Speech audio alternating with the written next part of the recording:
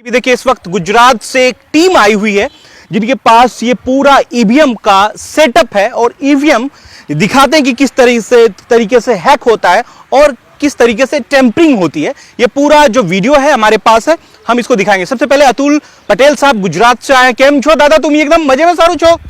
मजे में तो नहीं है, लोकतंत्र खतरे में है। जब ईवीएम हटेगा तब मजे में आएंगे। 100%। कह रहे हैं कि लोकतंत्र खतरे में। चर्चा की शुरुआत करने से पहले पटेल जी से बातचीत करेंगे। पटेल जी, आपने कहां कहां डेमो दिखाया है, किन किन कद्दावर नेताओं के साथ में ये पूरी वीडियो साझा की है, डेमो दी हुई है? सबसे बड़ा जानकारी। सबसे पहले कांग्रेस के जो दिग्गज नेता है दिग्विजय सिंह जी को वहां मैंने 2-2 घंटा बताया 2 बार। बाद में मैं जो सुप्रीम कोर्ट में जो लॉयर है जो लड़ रहे हैं ईवीएम के बारे में, तो श्री प्रशांत भूषण जी एडवोकेट है, उसको डेमो दिखाया लाइव और उसने हमारा वीडियो ट्विटर पर ट्वीट कर दिया और वहां से बहुत सारे लोगों में ये वीडियो हमारा चला गया। बाद में हमने अखिलेश यादव जी को, समाजवादी पार्टी के नेता है बड़े, उसको पहली तारीख को 2500 से ज्यादा कार्यकरों के बीच में लाइव डेमो, 2000 से ज्यादा लोग मौजूद थे, 2500 से ज्यादा, और सभी लोगों ने ये डेमो हमारा लाइव देखा। सतपाल मलिक जी को भी हमने बताया लाइव डेमो, योगेंद्र यादव जी को भी बताया, और अभी अभी यहाँ उदित राज जी के साथ जो सब आंदोलनकारी जुड़े उसको भी हमने दिखाया। एक बार ये पूरा बक्सा एक बार हम क्या दिखा सकते हैं व्यूअर्स को? व्यूअर्स, ये ईवीएम का पूरा एक सेटअप बॉक्स है, ईवीएम का बॉक्स है।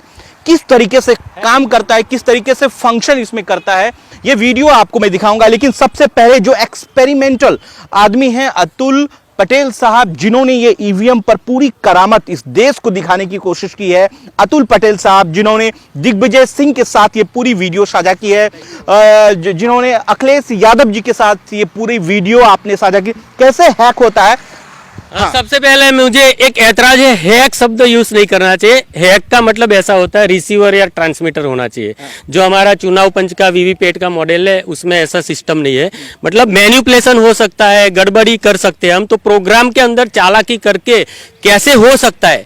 हम ऐसा नहीं बताते कि चुनाव पंच जो हमारा है उसका वीवीपैट में ऐसा ही होता है, ऐसा भी हो सकता है। तो प्रोग्राम के अंदर जब हम तारीख फिक्स होता है कि 30 दिसंबर का डेट फिक्स है इलेक्शन का, और उसके पहले कैंडिडेट निश्चित हो जाता है पॉलिटिकल पार्टी के, जो भी पॉलिटिकल पार्टी, तो कैंडिडेट फाइल डालनी पड़ती है। वीवीपैट तो 6 महीने पहले आ जाता है सभी जगह पे, सभी स्टेटों में।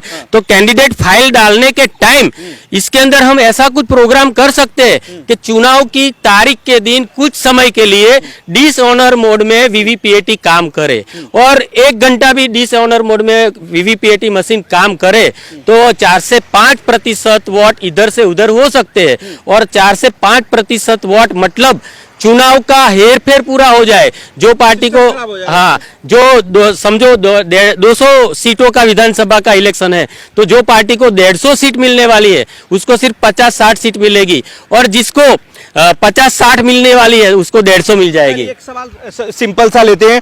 प्राइम मिनिस्टर यशस्वी प्रधानमंत्री नरेंद्र मोदी गुजरात से हैं। आपने एक वीडियो में बड़ी खूबसूरत बात करी, उसमें खूबसूरत बात करी कि लोकतंत्र को बचाना है, आपने मुंडन भी करवाया। वो पूरा वाक्य दरअसल व्यूअर्स को दिखाइए, लोकतंत्र के लोगों को बताइए। सबसे पहले हमने मुंडन, गुजरात से। यस, मैं गुजरात से, और प्राइम मिनिस्टर भी गुजरात से, गृह मंत्री भी गुजरात से, गांधी जी भी, सरदार भी गुजरात से थे, मोरारजी भाई देसाई भी गुजरात थे के, और राहुल गांधी, उसकी दादी शादी किया गुजरात में, फिरोज गांधी, वो भी गुजरात के। अभी मैं आपको बताऊं कि हम लोगों ने मुंडन इस बात पे कराया, गुजरात में जब आरक्षण आंदोलन हम लेके निकले पाटीदार समाज से, तब हमारी मांग सरकार स्वीकार नहीं कर रही थी, और भारतीय जनता पार्टी के नेता ऐसा बोल रहे थे कानूनन नहीं दे सकते, ऐसा वैसा। लेकिन हम लोग लड़े, तो बाद में नरेंद्र मोदी जी को लोकसभा के अंदर 2019 में कानून पारित करते सभी सवर्ण लोगों को 10% ईडब्ल्यूसी देना पड़ा। मतलब लड़ेंगे तो कुछ मिलेगा, ये हमारा बैकग्राउंड है। और आरक्षण आंदोलन में हमने भारतीय जनता पार्टी के खिलाफ, सरकार तो जो होती उसके सामने लड़ते, तो मुंडन भी करवाया था वो टाइम पे। नरेंद्र मोदी से आप नहीं डरते प्राइम मिनिस्टर? डरे क्यों? गांधी नहीं डरे, सरदार नहीं डरे, वो भूमि के भगत सिंह नहीं डरे, तो हम क्यों डरे?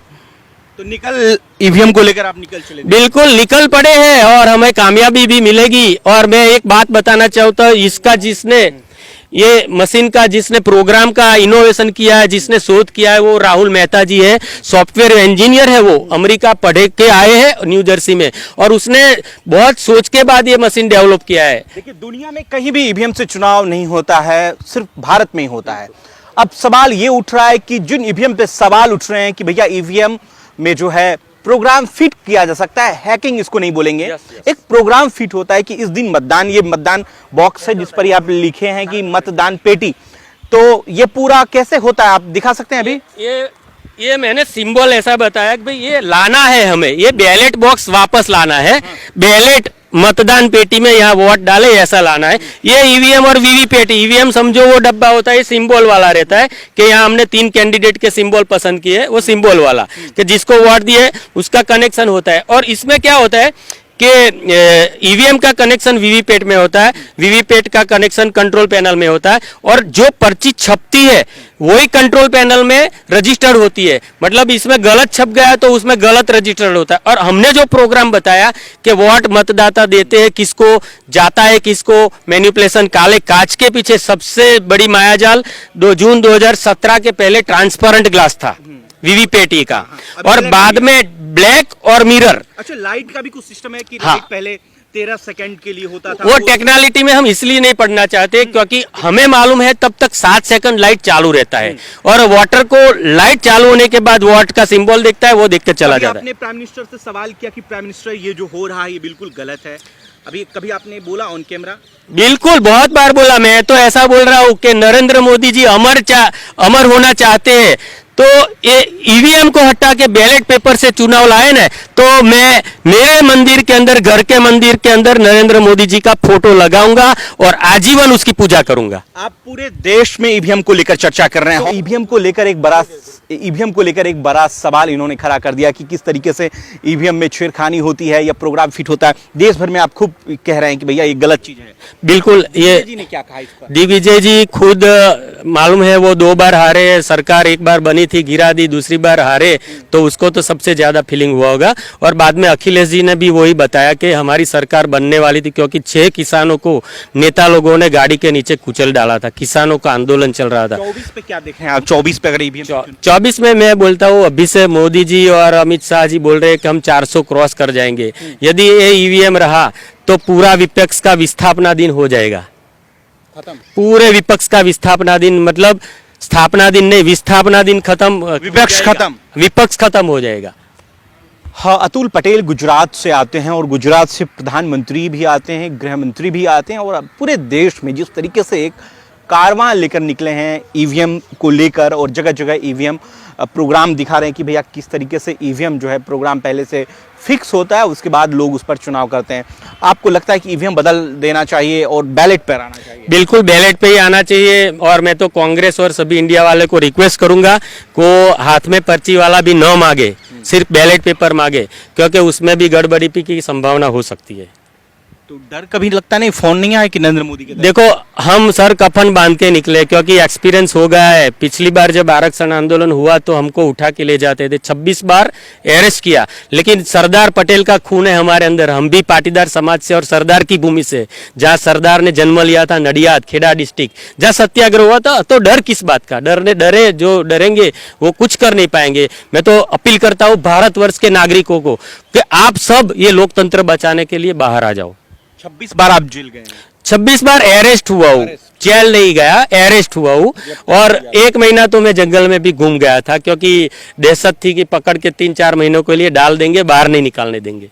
इसी ईवीएम के चक्कर में कब से आप नहीं, आरक्षण के आंदोलन में हमें आप ईवीएम पर कब से सवाल उठा रहे हैं? ईवीएम के खिलाफ हम 2014 से, जब से प्राइम मिनिस्टर प्रधानमंत्री बने मुख्यमंत्री से, तब से हमें शंका हुई, तब से हम निकल रहे। दरअसल अगर वीडियो आप सोशल साइट्स पे देख रहे हैं तो कमेंट कर अपनी प्रतिक्रिया जरूर दीजिएगा। शुक्रिया अतुल जी, शुक्रिया।